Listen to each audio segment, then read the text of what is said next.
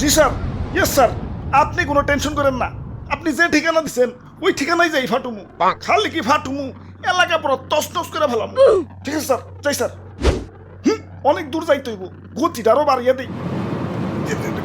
বাপরে, গতির ঠেলাই তো চোখে কিছু দেখতেছি না, চশমাটা পরে বই। কাগজ তুই গেল। হাই হাই, যে লোকেশনে যে আমার ফুটন লাগবো ওই ঠিকানাটা তো কাগজে লেখা ছিল। লোকেশনটা তো মুখস্থ করি নাই।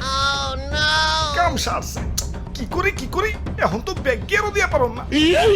না, আমার তো কোনো না কোনো জায়গায় যে ফুটনই লাগবো। কি করি কই পুরি। ওই তো সবুজ শ্যামল একটা দেশ দেখা যাইতেছে।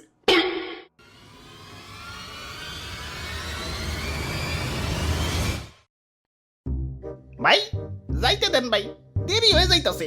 আব্বে হালায়, তুমি কোন এসে দেখছো? চাঁদা পয়েন্ট, মানে চাঁদা ছাড়া ঢুকতে দন যাবো না। ওরে বাপুরে, ইয়া চাঁদা দেও আর আগে বাড়াও। চাঁদা তুলেন কেন ভাই? এটা তো ঠিক না ভাই।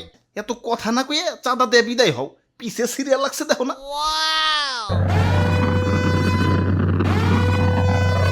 আরে আরে খারাও তো তাড়াহুড়া গেলা।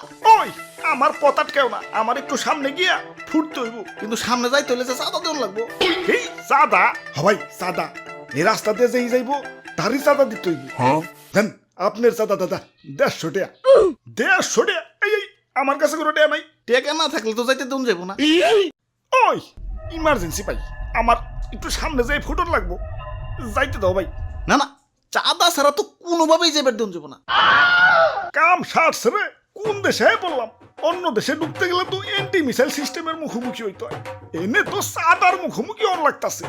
ওরে বাপুরে, এইটাই আমাকে উন্নত প্রযুক্তির এন্টি মিসাইল সিস্টেম।